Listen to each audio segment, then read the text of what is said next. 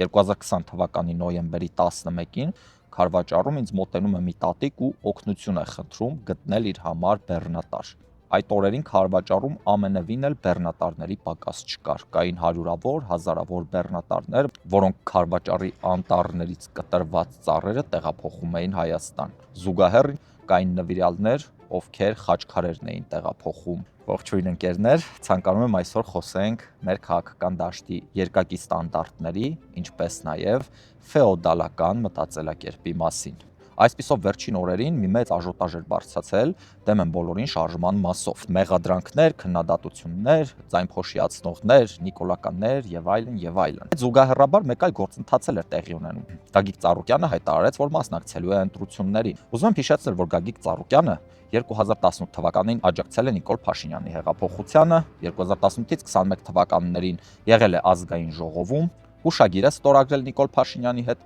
ինչպես նաև 2021 թվականին Բարգավաճ Հայաստան կուսակցությունը հավաքել է 3.95% ձայն։ Դա առավելագույն, այսպես կոչված ձայներ փոշիացնող ուժն է եղել։ Եվ ինձ համար առնվազն տարակուսելի է, որ քաղաքական դաշտում ընդհանրապես չկա որևէ քննադատություն, որ Գագիկ Ծառուկյանը ձայնը փոշիացնելու կամ հնարավոր է, որ կրկին կհամագործակցի։ Սա իհարկե խոսում է քաղաքական դաշտի երկակի ստանդարտների մասին, բայց ես ավելի վատ բանի մասին պետք է խոսեմ։ Սա խոսում է այն մասին, որ քաղաքական դաշտը զերծ չէ նաև ֆեոդալական մտածելակերպից։ Այնինչ թույլատրված է Գագիկ Ծառուկյանին, թույլատրված չէ հասարակ քաղաքացիներին։ Կարծում են քաղաքական դաշտում որոշները։ Թերևս այս մտայնության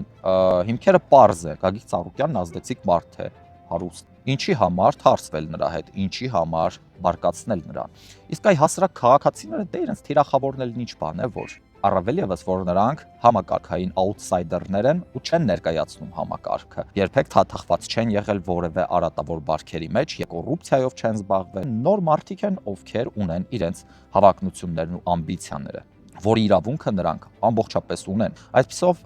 30 տարի շարունակ, երբ մենք խոսում ենք քաղաքացիական իրավունքներից, երբ մենք մեր բողոքն էինք արտահայտում, մեր բերանը փակում էին Արցախով, ասում էին դրա ժամանակը չէ։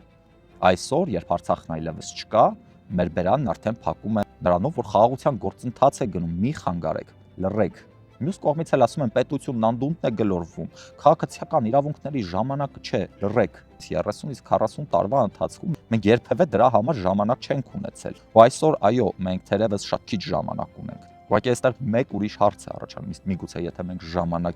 ժամանակ գտնեինք դրա համար, մենք այսօրվա չհասնեինք։ Հայ ժողովուրդը պիտի վերջո որոշում կայացնի։ Խաչքար փրկողներ,